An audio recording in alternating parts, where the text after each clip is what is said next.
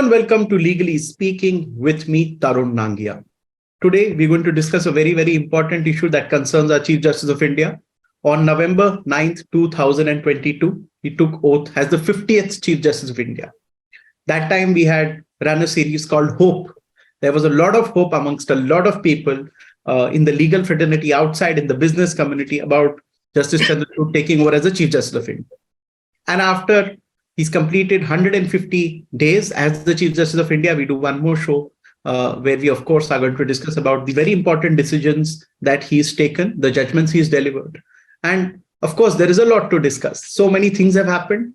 We also have a vocal Chief Justice who speaks his mind. So there is a lot to discuss on that side as well. And I have a very eminent panel to do that with me today. I want to welcome Dr. Abhishek Manu Singhvi. As you all know, he is an eminent jurist, senior advocate. He's also served as ASG, and he's one of the few lawyers who I would know is the third time sitting member of parliament. He also has headed the Parliamentary Standing Committee on Home Affairs, and currently is also heading the Parliamentary Standing Committee on Commerce. The interesting insight here is he also gives us a lawmaker's perspective, in addition to being one of the foremost lawyers on the commercial side and the constitution side at the Supreme Court of India. Good to see you, sir, and looking for some very interesting insights. I have with me Mahesh Agarwal. He's a managing partner of Agarwal Law Associates, one of India's leading law firms at the Supreme Court of India. Any big matter, and you would sure to have seen Mahesh Agarwal's name on it. Good to see you, Mr. Agarwal, and looking forward to some insights from you. I have with me Mohit Saraf, managing partner of Saraf and Partners, a full-service law firm, and one of India's fastest growing, with over 203 people, if I'm not wrong, at last count now. He's, I think, in the past year given employment to lawyers more than any other firm. That's why he also remains in news. He gets us viewpoint from corporate India. Also on the commercial side, a very fine mind. Recently was at the, if I'm not wrong, at the Bhopal Judicial Academy, training judges on contracts, also on commercial contracts. We would want your inputs on the commercial side, what the business world thinks about how things are going in the Supreme Court, the kind of judgments that are being delivered. Thank you so much for joining. And at the outset, may I request Dr. Abhishek Manu Singhvi that in the first 2-3 minutes, if you could lay the ground first about 150 days of Justice Dhananjay Chandrachud, which I may qualify was a schoolmate of yours at St. Columba's. I think to be as fair and objective as possible, it is been almost frighteningly active, this Chief Justice. And you really need this time you are giving us, Tarun, to analyze him on different facets. On the facet, for example, of judgment writing. It's amazing when you get into the details, the quantum, not merely numbers, the quality, the nature of those judgments, the diverse subject spanning. So that's clearly one head. His judicial work, which is the primary reason he's there, has been outstanding. The second head I'd like to comment on as we go along in the program is the innovative approach on so many facets. And this innovation and innovative approach is, I am talking more on the managerial, the non-judicial side. There is, of course, judicial innovation in his judgments, but I'm now talking of the managerial, administrative, non-judicial side. Third, what has he reflected as his philosophy, both as a human being, a person, and as the Chief Justice of India? And fourth, I think he brings to it a quality of writing, a quality of thought process, a quality of expression, a quality of putting it, which is quite remarkable. So I think these 4-5 aspects, as we discuss in more detail, will show that these short, 5-6 months have been frighteningly active. And I use the word frighteningly in a positive sense, because to keep up this pace for the rest of the tenure of 2 years will itself be a challenging task. May I request you to first start your first comment on the judicial side before I move to Mr. Mahesh Agarwal, your first comment? Well, when you told me about this program, I checked up. He's been there for around 6.5 years, not as Chief Justice, but as a judge, apart from being an Allahabad chief and the Bombay chief. As the judge in the Supreme Court, he has already authored something like 513 judgments. But look at the range. Privacy judgment to be a relatively junior judge and to write for 9 judges for the court, as they put it. Remember, this Puttaswamy, so-called, was also the judgment where he overruled something which we've been writing for many decades, saying that it should remain unoverruled, non-overruled, only as a stark reminder of how wrong the Supreme Court can be. You know, like the Dred Scott decision in USA or the Liversidge and Anderson in UK. But he wrote for 9 judges. And that itself is, for a relatively junior judge, a great achievement. He has written about how the Kerala High Court was wrong when they annulled the marriage of a girl who had converted. He has done a major concurrence in the Joseph Shine judgment, the so-called adultery judgment. By the way, in both privacy and adultery, he has overruled his father, Justice Y.V. Chandrachud, for whom I had the privilege of appearing. The NCT judgment, which is a major interplay of balance of powers between the NCT governor and the NCT chief minister, and a sequel is in the offing, which I've had the pleasure of just arguing before him hardly a few months ago and is reserved. That's a sequel to that. And so many more. I mean, I don't want to give you a list. Sabarimala, it was a concurrence. I had the privilege of arguing that. We lost 4-1. And then we have a review in our favor by a subsequent bench. And now the matter is at large open. Very important. Of course, decriminalization of homosexuality, the Navtej Sarna case. A very important recent judgment, which is gone and which is important for people like Mohit Saraf, but otherwise it's gone relatively unnoticed. The federal aspects of why the GST Council is not binding. He has given it weight, but he said it's not binding purely on federalism, which is a very interesting intersection of constitutional law and commercial law. How married or unmarried status does not create or disentitle you from your entitlement to abortion. So, he's shown this progressive spirit, his constitutional acumen, his civil court, he's done criminal matters also. I think there's a whole list of those judgments. And I think a judge's first job, more than anything else, innovation, managerial, speaking off the bench, first is judgments. And on that, I would give him very high, above 8 or 9 out of 10. Thank you for explaining the parts on judicial work so beautifully, along with the judgments, many of which you spelled out yourself. I'll go across to Mr. Mahesh Agarwal, Managing Partner of Agarwal Law Associates. Mr. Agarwal, you're in the Supreme Court every day of your life in some of the most complex commercial matters that I have seen. You get to observe him day in, day out. Your observations on Justice Chandrachud's 150 days as Chief Justice. The first thing I would say that his zeal to work is amazing. 9th November, he took over as the Chief Justice. 10th November, one day later, he came out with a circular for automated listing that if you file matters on 1, 2, 3 days, Monday, Tuesday, Wednesday, they'll be listed in the following week. So the listing in the last 2 years was a major problem. So listing of fresh matters in one circular was completely streamlined. So it's one day of his acting as a Chief Justice that this happened. Then his zeal to work and encourage juniors. He is giving very, very patient, very soft hearing to all lawyers who are appearing, not just to seniors. So that encourages the entire bar. The Chief Justice is the person who leads the way for the bar to grow, and Supreme Court is very important for that. You will never find him lose his temper, get impatient. No person will leave his court feeling that I have not been heard. Had I been given a minute, have I been given 2 minutes or anything like that? You see, our basic problem in the court is that we have to make out a case in 60 days, 60 seconds. With him, that's not a problem. He gives a patient hearing, justice is done. Third thing, what Dr. Singhvi said, that on the judicial side, all his judgments are basically founded on true justice. What are the principles? Natural justice. Founding principle of any constitution is natural justice. Then privacy, balance of power between the state and the center, civil liberties and personal liberties. Say in bail matters, he's been very liberal and he's been giving good guidance. In arbitration, as is spoken outside, he's promoting arbitrations, reducing interference with arbitration work. So, so in most subjects, his judgments are founded on true principles of justice. So I think we are doing very well. And one important thing which has happened is that there was some kind of an absence of permission to mention matters.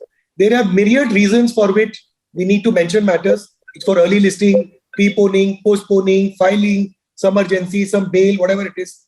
You will not imagine that every day he has over 100 mentionings. Mentionings start at 10:30. They go until 11:15. He doesn't lose his patience a bit. And I don't understand how it works. It's some magic. The system is that by 10:25, you have to give a slip of matter which has to be mentioned. Mentioning starts within 5 minutes at 10:30. And as you see the order of mentioning, every matter, he knows what is to be done. He knows the background and he passes effective orders. For example, list on so-and-so date, mention before so-and-so, this can happen, this can't happen, and very patiently and very smooth. So that has changed the spectrum and kind of ease for all lawyers to work in the Supreme Court. Thank you for giving us the practical side of how court functioning has changed. I'll now go to Mohit Saraf, Managing Partner of Saraf and Partners. Your opening comment. You do work on the litigation side in your law firm, a lot of work on the corporate side, and you deal a lot with corporate India that way. Your opening comment on 150 days of Justice Dhananjay Chandrachud. If you actually look at the 150 days, really, I think there are two things which comes out very clearly. One is on the personal liberty side and that principle of natural justice, and I'll talk a little bit about that. And the other part, which is actually very important, is that he's very realistic and yet reformist. I think that's the most important part. Like if you see, Collegium system was criticized as an opaque. He said it's not the best. It can certainly be improved, but it is on the current situation, it is the best because it protects constitution. It actually it talks about supremacy of constitution over the other forms of the government, and it talks about basically that this entire thing settles the conflict between the judiciary and the executive, and that's a very important part. So he says it can be improved, but in the present scenario, this is the best we can get, and it helps you to protect the basic structure. On the pendency issue, which was again criticized a lot, he was very realistic. He said, yes, there are 5 court cases which are pending. But he also brought a very interesting point that till today, everybody believes that judiciary is where you will get the nyaya. And therefore, people actually resort to judiciary. And he again talks about that there's a lot of requirement to reform and innovate both on the judicial side and non-judicial side, so that the judiciary is able to be more service-oriented. I would say that's a very important part he's brought in. On the personal liberty side, I think last year budget, also the government came out with certain policies which showed that, okay, the government respect business community. Here again, particularly on classification of businesses and accounts as fraudulent account, he's brought the principle of natural justice, which is very, very positive for the business community. I think the other important point I would talk about is really the Election Commission judgment. This is, again, though he was not directly involved, but I think it sets the cornerstone of free, fair election, which is, again, a basic structure of constitution. And the way he's tried to do that is try to build up the leader of opposition, the prime minister, and the chief justice to appoint all future appointees. Will absolutely go a long way to deliver fair and fair. So these are very, very positive things which he has done in a very short time. And I would say clearly he's fearless and he's always on move and very innovative and trying to look at issues, acknowledge issues, and fix issues. Thank you. Thank you. I'll take this issue to Dr. Abhishek Singhvi. I would like you to reflect on one thing. The Chief Justice of India on one side is the Chief Justice of India. On the second side, he is the Chief Executive Officer of the Supreme Court of India. He is the CEO He runs the Supreme Court as a CEO. Any decision, be it IT upgradation or anything, is in his hand. So there is a managerial function also. Would you reflect on that, the managerial side or the CEO side, as CEO Justice Chandrachud?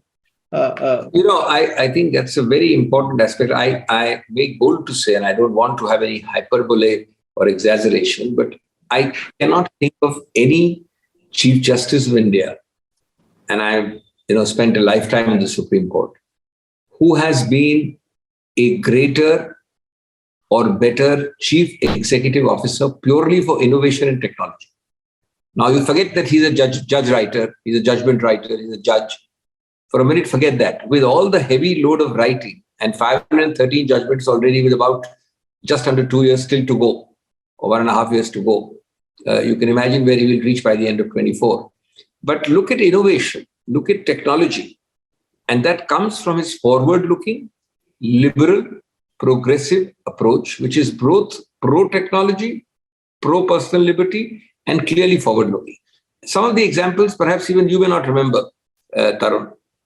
For example, he has, with this nice little sentence about how our buildings, our court buildings, reflect a colonial British attitude. He has appointed a judge of the Supreme Court to do what is known as the accessibility audit for the disabled. Justice Ravindra Bhatt heads a committee to look at accessibility audit for how disabled can access our courts. Remember, of course, my criticism of this is that it is all Supreme Court centered. But I have no doubt that the Chief Justice of India will expand these fantastic ideas beyond the Supreme Court once he gets them entrenched in the Supreme Court. Because it is in India, we need many Indias in one syndrome to be changed. You have an India at the Supreme Court and you have a different India at the district courts. And that must change. Number two, already 34,000 judgments of the Supreme Court, which is the totality of all judgments since 1950, stand digitized. Roughly 3,000 of those 34,000 have already been translated not only into Hindi, but in regional languages. And that process in about 2 or 3 years will cover all the 34,000. Can you imagine? All judgments will be available in Hindi and other regional languages right up to 34,000. By next year, it will be 35,000. Then look at the transparency about collegium. You see, two things. I can't say whether a judge I'm appointing is good, bad, or indifferent. That should not be done. It should not compromise. But look at the extent he has pushed the envelope. He has first made it clear that I've written an article on this long ago. I said, when we sit, we should have common criteria for evaluating someone. Well, he has described those common criteria in the collegium as we peruse the judgments, the number of judgments. We see merit, we then see seniority, we then see inclusivity, we see gender, we see geographical dispersal. But more than that, he has stated them in the appointments. So when a list comes appointing Singhvi, Agarwal or Saraf, it gives a broad idea of these criteria without being specific. And since it's a positive list about the appointment, not why I'm rejecting, it doesn't have to be derogatory. Now, this is an advance. To some extent, this is an advance of transparency. A hackathon for new ideas. I was very impressed. They're having hackathons for new ideas for the Supreme Court.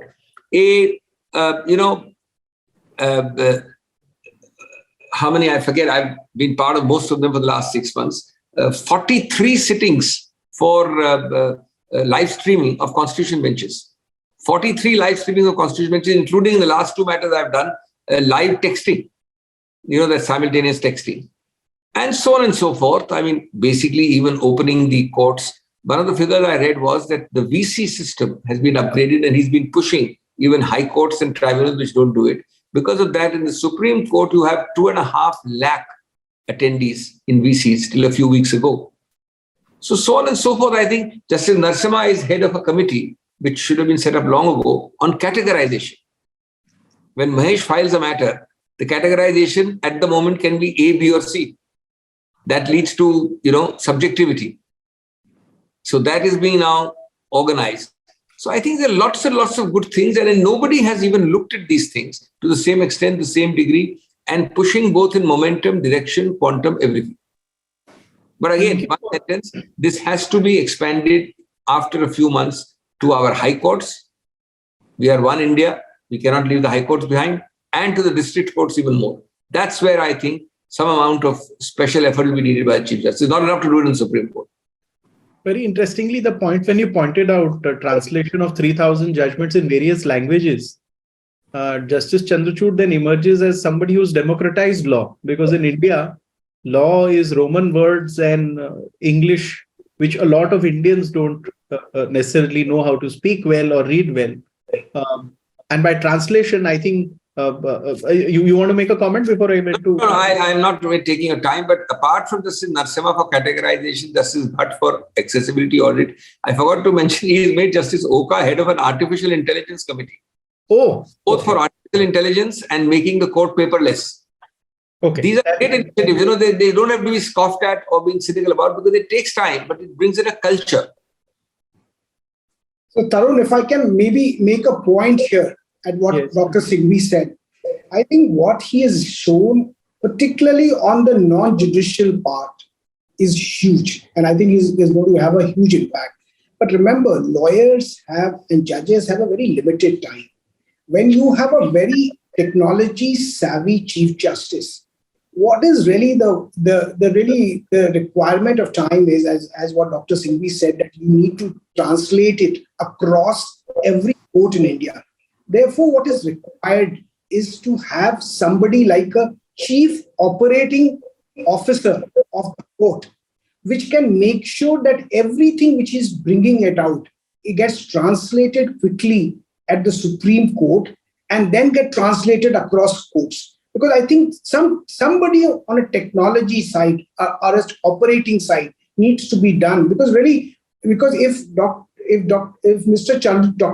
Justice Chandrachud is going to oversee all these things, then it will be a big problem. And again, the translation will not happen across country. So therefore, I think this is a great opportunity to bring somebody who works directly under Chief Justice eyes and ear and translates his dream into reality across country. Basically, a professional manager who can implement the vision of the Chief Justice of India is what you're saying. So his vision, his ideas, he can point well taken. I'll go to Mahesh Agarwal from Agarwal Law Associates for his comment on Justice Chandrachud.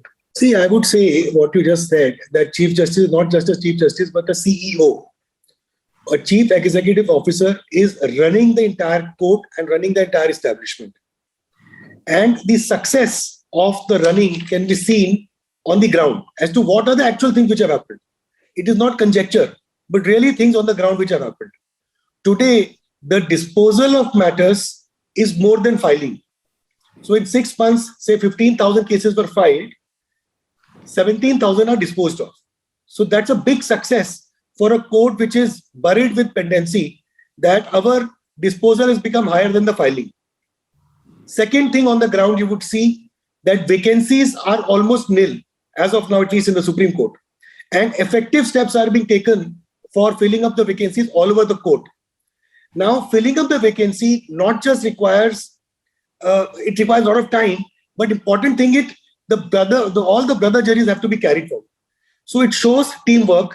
It shows that he is carrying on with his brother judges very well, that names are being suggested with such speed that there's almost nil vacancy. Now in Supreme Court, we'll of course see many retirements now and new appointments have to take place. But you can see it on the ground with regard to judicial appointments. Third, actual thing you can see on the ground is paperless. He is encouraging all filings to be completely paperless. It reduces space, reduces bulk. Our leader of the bar, Mr. Sibal, has argued a constitution bench matter on an iPad. Even yesterday, he encouraged some people that why don't you come with iPad instead of 10 volumes. So he's encouraging lawyers who have been practicing for so many years to go paperless. So that's also a difference on the ground. All the courts in India have spent crores of rupees on setting up the hybrid system, the VC system. Many judges feel, though, now that COVID is over, let's go back to physical. But Justice Chandrachud has continued the hybrid system now, is encouraging other courts also to do that. Even now, a person in Kerala to Kanyakumari to Kashmir can appear on a hybrid mode before the court, and he will get as patient a hearing as a person appearing physically. So that's a difference on the ground, that even after COVID is over, things are normalized, hybrid system is going on, and VC system is being encouraged. Next point, that it's after many, many years that we are seeing that constitution benches are sitting regularly. Important matters are being heard. In last 6 months, so many CBs have sat. Now, what happens is that if a constitution bench judgment comes, it settles the law, and that in turn reduces pendency, because many matters all over India are waiting for laying down of the law by the court. So in effect, on the ground, you can see constitution benches functioning efficiently, judgments are coming, and the law is getting settled. What Dr. Singhvi said, that all judgments have been put online. Judgments have been put online, that gives free access to the public. Anybody in India has now free, open access to all Supreme Court judgments and their authentic copies. So there is no risk of any spurious website reporting something.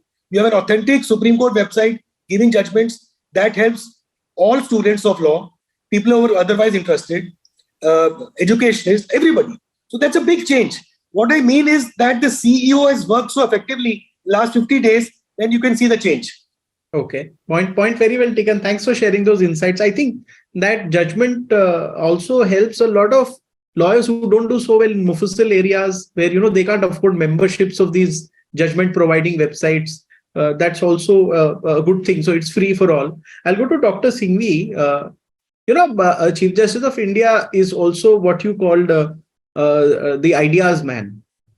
Primarily also because he's got the authority and the responsibility to implement the ideas, being a chief, like as Justice Chandrachud said, that he's not a Chief Justice of Tilak Marg, he's the Chief Justice of India.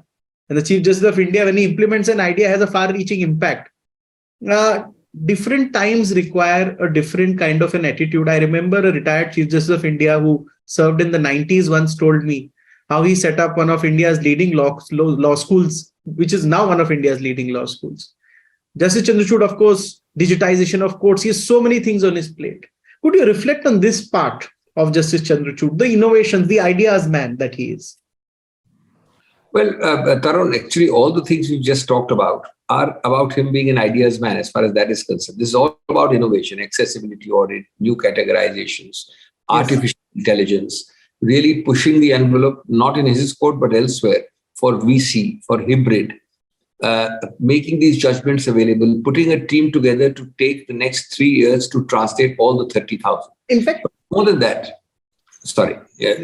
that, I think he is trying to lay down a culture of leadership where, let's not forget, after all, judges first and the legal profession second are and have been traditionally hidebound in tradition, in old rules. They are not easily open to change. They are resistant to change. This is a profession which is resistant to change generally. So he has brought in fresh winds to say that, look, let us not look at with suspicion at new winds blowing. Let us open the windows and the doors and allow new things to come. I have no doubt that he has up his sleeve many more such new things where technology and innovation will intersect. I think it comes from a certain mindset, and that is what is important. Now, this percolates down. If I may interject at this point, you said one very interesting thing in your previous answer. These committees which he's formed with various judges, do you think he's providing a sense of leadership and vision to the court? And can you reflect on that aspect? I have opined many times, and I think it's probably happening in a slow way now. But see, I have opined many times that barring the late 70s and early 80s, most chief justices after the mid 80s have had short tenures. 2 years is a relatively long tenure for this chief justice, relatively long. Most have had less than that, half of that, etc. Unfortunately, our system is heavily over-centric with the existing incumbent chief justice. Whether you call it politics, whether you call it distrust, whether you call it a hesitation, whether you call it anything or a diminution of power, there is not this concept of a handing over the baton. I've spoken about this earlier and I'd like to repeat it in your program. If you were to look down from now, we have chief justices known till at least 20, 30 or 32. There has to be a handing over of the baton. There has to be a collegiality and a collegium which is apart from the judicial appointments collegium, which I'm talking about. That collegiality and collegium has to be about deciding for a 5-year plan if not a 10-year plan. I think 10-year plan is too ambitious, but a 5-year plan, not like our government 5-year plans, but a judicial 5-year plan, where a baton is handed down successively to the next 5 Chief Justices. We have now 5 or 6 in the offing. Now, that is something which has to be organized. That is something which has to be thought about. That is something where, you and I will never agree on everything. The 5 people on this panel or the 4 people on the panel will not agree. But we can agree to disagree on those issues and yet decide that we agree on a common minimum program for the next 10 years. I have used the analogy of political, common minimum program for at least 7-8 years. And that will do wonders for the profession. Today, if I decide to start artificial intelligence, I know that I'm retiring in 2024, but the next man down the line will carry it forward. Now, there are enough such matters where consensus can be generated. There are, of course, enough matters where there is disagreement. By all means, keep them aside. But on matters where you can have, and we are lucky to have so many youngsters, if I may use the phrase with great respect, on the bench who will be Chief Justices. They are relative youngsters. So they will be able to carry that baton. And I think this will be the greatest achievement of people if Chief Justice Chandrachud decides to have this thing down. One more word of caution. A lot of the things we are talking about has a constitutional limitation, which we tend to forget. He's doing a lot of good things, all this innovation we've talked about and the others we've talked about.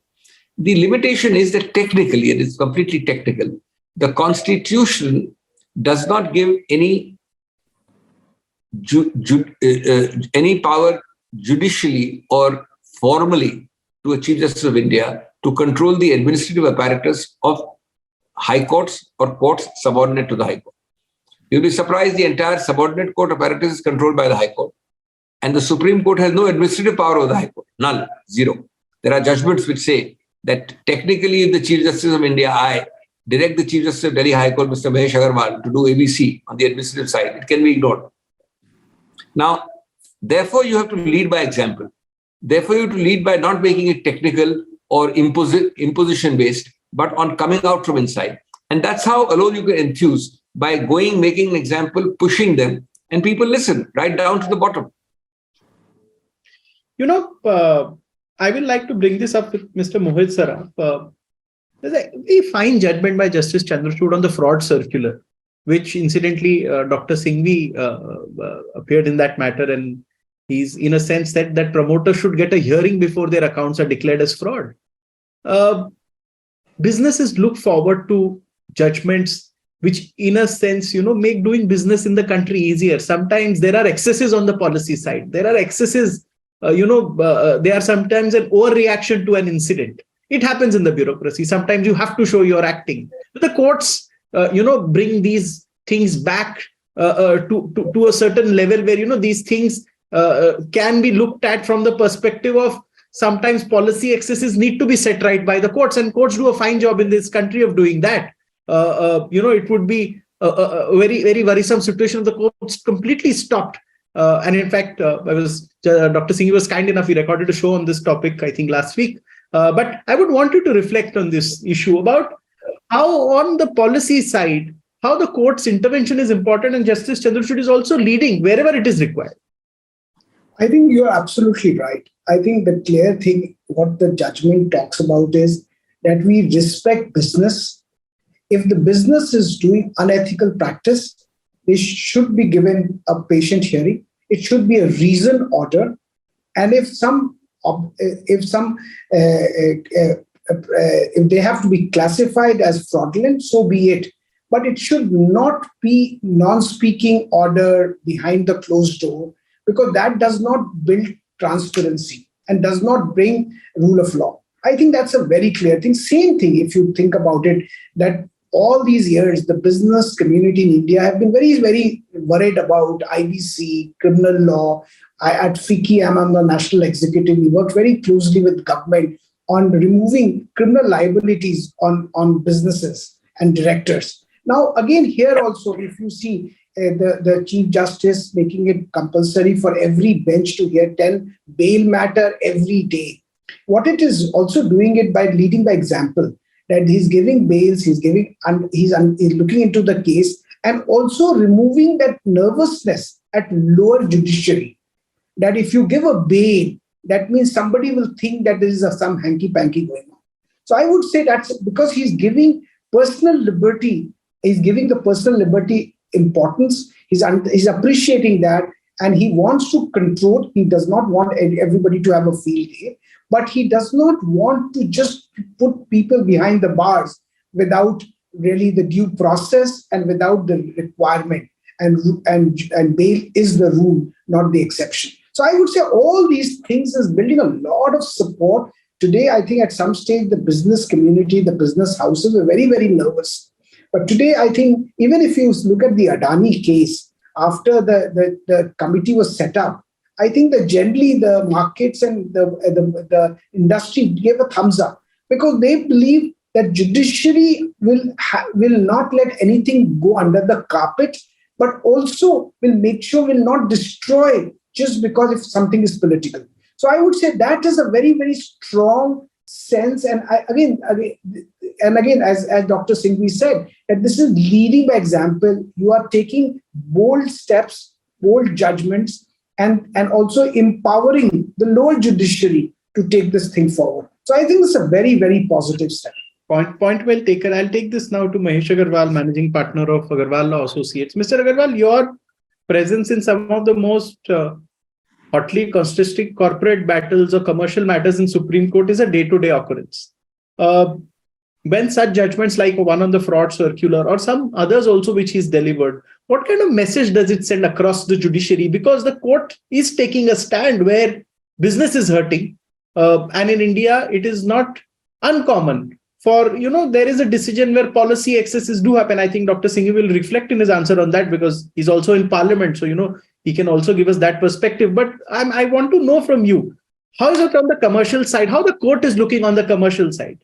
See, sometimes the government policies and procedures can be extreme and harsh. And it is happening in many situations where the business is not getting even hand at the executive. The only remedy, the only solution for the business is to go to court and look to court for justice. Yes. Now, this judgment and many others have given a lot of confidence to the business that they are getting an even hearing, they are getting a fair hearing, and the courts are upholding rights of all businessmen and especially the promoters. What had happened in the circular, as you are aware, was that without a hearing, a person is declared a fraud, which has severe consequences. One way to look at it is, once the bank has declared somebody a fraud, you must be a fraud. You have to face the consequences. But the court has read into it some rights of the promoter that at least give a bare hearing, some natural justice. So the business today is looking at the courts with a lot of confidence and a lot of faith and being treated fairly. Now, this judgment and others by the Supreme Court are paving the way for the other courts in India, the high courts or the lower courts, to be also fair and not be completely pro-government, pro-revenue, pro-investigating agencies, but be more balanced and support businesses. So I think it is very critical for the business in India to grow as well as it is. Employment has to grow. Many issues have to be taken care of. So the path which the Supreme Court has laid down, I think is very progressive. Yeah, so as Mr. Mahesh Agarwal says, a progressive path laid down by the court and the Chief Justice of India, Justice Chandrachud. I'll take this to Dr. Abhishek Singhvi. So very interestingly, if you see the kind of judgments that are coming out of the court instills not only confidence in the business community on the bail side, what Mr. Mohit Saraf raised on this fraud circular judgment, it shows that, there's a pro-business India. And the courts are there. There might be excesses in one or two instances, but the court will set it right. Your observations on that over the past 150 days that he's been. I had the privilege of being the lead counsel in the fraud circular case, on which we are talking a lot. And of course, we've had a separate program recorded on that, so I won't take time on that. But, it was interesting. The main argument of a body as important and powerful as the RBI, which opposed me, was, and there's, something which took a lot of time. It was argued when he was in court too. He was not the Chief Justice. And it was argued for almost 4 or 5 different days.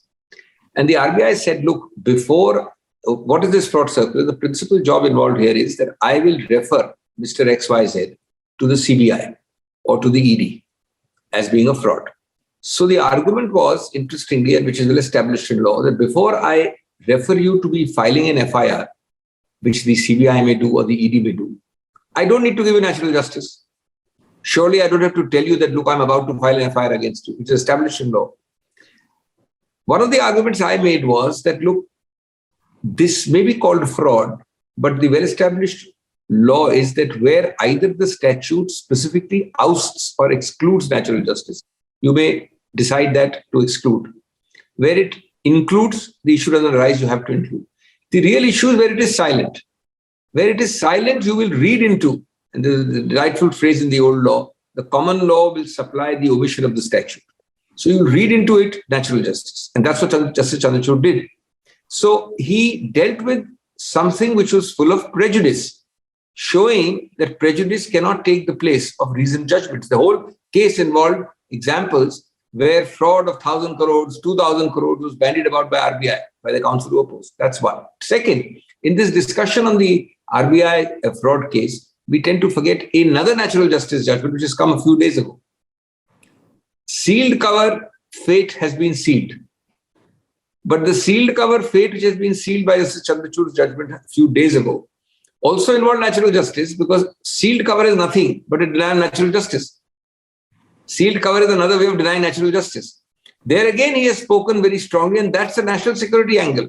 He has said that even national security, merely the mantra that, Saraf says in Singhvi's case that it is national security, that mantra will not help him. He has to demonstrate that this requires a exclusion of natural justice. And Singhvi in turn can demonstrate that there is no national security angle except a mantra which is being recited. So that is another great advance. These are the incremental ways in which Indian law advances. And I'm so happy that the sealed cover procedure has been sealed. Point well taken. Now we'll move to a round of closing comments where Mr. Mohit Saraf, Mahesh Agarwal, and then Dr. Singhvi can also speak on the judge and the person. So we will start with Mr. Mohit Saraf. I would say if you look at from the corporate India perspective, litigation in India is a very long drawn process. It is a stated fact and that it almost takes 1,445 days for a matter to get resolved at the first instance in India, which is over 4 years, compared to 145 days in Singapore. Now, what it does is that if you are investing into India, your hurdle rate of capital is much higher. And because of that, everything, the power, the road, the port, everything become expensive, and it affects the competitiveness of the country. I think this is what everybody's saying, that the pendency has to be resolved very quickly. But if you look at today, everybody is only talking about supply side, disposal of the case. They are talking about you need more judges, the population to judge ratio is low, the productivity is low, the case management needs to be improved. Everybody is only talking about supply side. Now, you actually describe Justice Chandrachud as an idea man. And I would really work on that. Really, nobody is really thinking about on the demand side. I think Mahesh just mentioned that at the Supreme Court, the disposal of case is more than the filing. I think the backlog can only be changed by that. The disposal has to be much less than much more than what we are filing. And for that, you need an idea man. Because really, if you look at our 1863 Contract Act is largely outdated. What it does is it leads to frivolous litigation in India and waste everybody's time. Really, what is required, and I think that is something which this Justice Chandrachud should think about, is Section 73 of Indian Contract Act, which actually talks about damages, need to be significantly changed. If parties are intentionally breaching contract, they need to pay serious penalty, serious damages. I think that is something which Justice Chandrachud need to think about, and maybe that is an area where we need to think about what we need to do. Same thing as with Section 74, that even if in a contract there's a liquidated damages there, the courts have to see whether actually the suffering is as much as the liquidated damages. The other thing is about the award. The interest should be actually as a right on award if there is a delay, delay. And the interest should be the cost of capital for the corporate. Because if he's using capital, then he should be paying that much of money. And these are very significant issues, in my view, only. And if this can change, I would say the frivolous litigation in India can dramatically come down. And this is the best way to solve our pendency. And these are things where the parliament, the judiciary, the executive, and everybody has to work together. And one of the papers which we submitted to the Prime Minister in 2019 on the judicial reform paper for FICCI, on behalf of FICCI, this was very important that on economic policies, the government should work very closely, not on the fundamental rights, civil rights, but on the economic policies. The government and the judiciary should work together. Because if there is a policy, remember there was a policy by RBI on asset classification. And after 2-3 years later, the RBI said it is null and void. And it wasted so much of time. On economic policies, when the trickle down of benefits of economic policies go down to the last man on the street, I think these are the policies where the government and the judiciary needs to work together. And I think that is something, again, an idea man can do it, which can basically help the country to move to the next level. Point very well taken. Thank you for that closing comment. I'll go to Mahesh Agarwal, Managing Partner of Agarwal Law Associates. Yeah, I think with so much investment that has been done on making e-courts and VC hearings, another way to reduce pendency will be to utilize vacations effectively. If hybrid hearings or VC hearings are permitted and encouraged during vacations, the judge can be on a vacation somewhere, the lawyer can be on a vacation somewhere else, but a hearing can take place virtually, as was happening in COVID. Now, normally what happens is in vacation, many cases are listed and just adjourned because either the lawyer is not there, the client is not there, something happens. So this virtual mode can be effectively utilized in Supreme Court and all other courts to list matters during vacation and dispose them off. Now, one way could be that there are many cases. Normally, in every case, one side wants a delay, one wants an early hearing. But there are many cases where both sides want an early hearing. Supposing you have a dispute with the state government. State government wants to know where this stand. The party wants to know. So joint requests can be made and matters can be heard during vacation very effectively. The VC system can be then utilized and pendency can substantially go down with that. Second thing is that what is now happening is that a list is already issued with a list of matters which have to be listed during vacation, and an option is given. Probably from that only a list can be made of what matters can be listed, what cannot be listed. That will effectively reduce a lot of pendency. One suggestion I wanted to give, which Dr. Singhvi will not like, is that one view is to encourage the bar. Many Chief Justices in the past have encouraged mentionings but not permitted seniors. Today, you have 100 matters where 25 seniors are appearing. The one way is to, what happens in a mentioning? List the matter early, list the matter delay, do this, do that. Junior bar can be very simply encouraged by saying that seniors are not allowed to mention. That will go a long way. It has happened in the past and it helped a lot of lawyers to open up in the court. That's the two suggestions. Thanks for the interesting points that you made.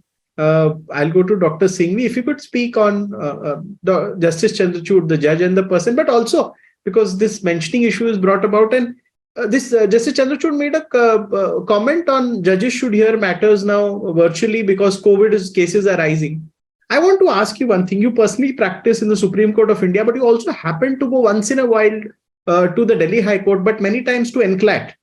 Why should you, if it is not an essential, go to these forums, run from one office to the other when you can appear virtually? You can be in Supreme Court and appear in Delhi High Court. You can be in Supreme Court where you're principally there. And if it's a 5-minute, then you can appear. Could you reflect on that? Why is it essential for you to take your car, bear the Delhi traffic, go, unless it's a long 1 hour appearance that you have to make? If it is not a 1 hour, why should you do it? Okay, Tarun, you asked many questions on this. Since we're winding up, let me make my 5-6 points, covering all the points, including your question and Mahesh's last comment about mentioning. First and foremost, let me say that the Chief Justice of India also is successful because he has the intellectual equipment. You need the intellectual equipment to be able to manage this. And I think there he also shines. I mean, look at the elegance of language he's able to employ. These are things which might sound small, but these are important things in judgment writing, in being the leader of the judiciary. You know, he's made these nice comments, not only in his speeches, but in judgments about dissent being the safety valve of democracy, encapsulating the whole issue. The very nice comment he made that, it's very difficult, but I try as a judge not to be judgmental of others. I have to judge them, but not be judgmental. Now, these are nuances of language, which ultimately are the tools of the trade for us on this side and for them on that side. Second, I think a lot of his tests are now in the offing. I've had the privilege the last 2-3 months of arguing all these 4 cases where judgments are reserved. And he's had a continuous session of constitutional benches from Tuesdays to Thursdays. There is the NCT 2, which will definitively this way or that way deal with the equation and equilibrium between the Lieutenant Governor, the central government, and the NCT government. There is the Shinde Maharashtra judgment. There is the Cox and Kings, which we reserved yesterday.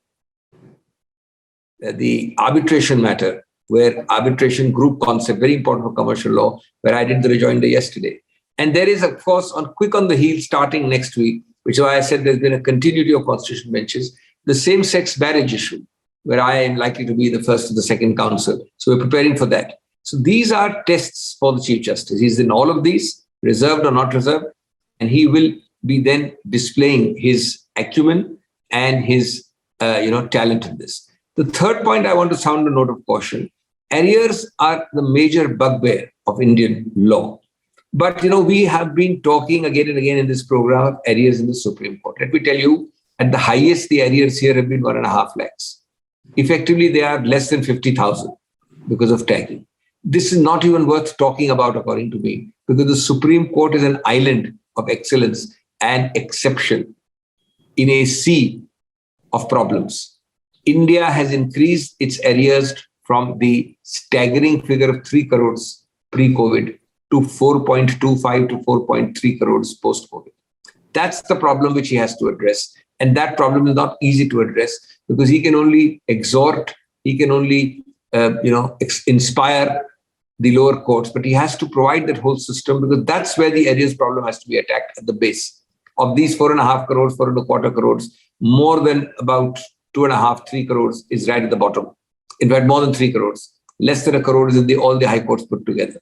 That's really, really something which is despairing and dismal. And it makes the entire Indian judiciary, for all the newfangled ideas you're talking about, all the technology and innovation you're talking about, it has to make your heads hang in shame. Then the last 2 points are that, this thing happens like a fashion once in a while. Every summer, every vacation court, every 1 or 2 years, individual benches say, "Oh, Dr. Singhvi, why are you appearing? Let's have only juniors for mentioning." And I always tell them this, which is the answer to Mahesh. I say, I am the first to say seniors should not be permitted, but you don't have a uniform rule. The problem is it can't be court-centric or judge-dependent. You must have a uniform rule. You'll be surprised that it has been done once or twice, but for very short periods. Today, Chief Justice Chandrachud has 100 plus normal mentionings. And as it is, it's a great boost to the younger bar because 70% of these are non-seniors, if not 80%. But there should be a ban. I agree entirely. And I'd be the first to hold it, but it has to be uniform. It can't be that some judges allow seniors, some don't allow seniors. That's the problem. And lastly, I think he is somebody who I think has a vision and a sense of legacy and a sense of a longer term continuity. I think that makes a lot of difference for a person because, you tend to correct self-correction and your self-correcting ways happen because you have a sense of how history will look at you. And I think that is important. That is a tempering influence. And as long as he continues with that sense of, how historically he will go down in history as a major Chief Justice, will make him do the right thing over a long period of time. Thank you for so beautifully explaining all the points that you've made on the administrative side, on the judicial side, on the judge and the person, on the innovations, all of which we spoke about today. It was a very interesting 2-part series to have all 3 of you on the show, Dr. Abhishek Manu Singhvi, Mahesh Agarwal, Managing Partner of Agarwal Law Associates, Mohit Saraf, Managing Partner of Saraf and Partners. I enjoyed interviewing you, but I have a caveat. I would require your presence and request your time once again when Justice Chandrachud completes 250 days in office, which means 3 more months. There is enough and more time. And knowing Justice Chandrachud, I know there'll be enough and more to discuss. That's it for now. Thank you so very much for joining me.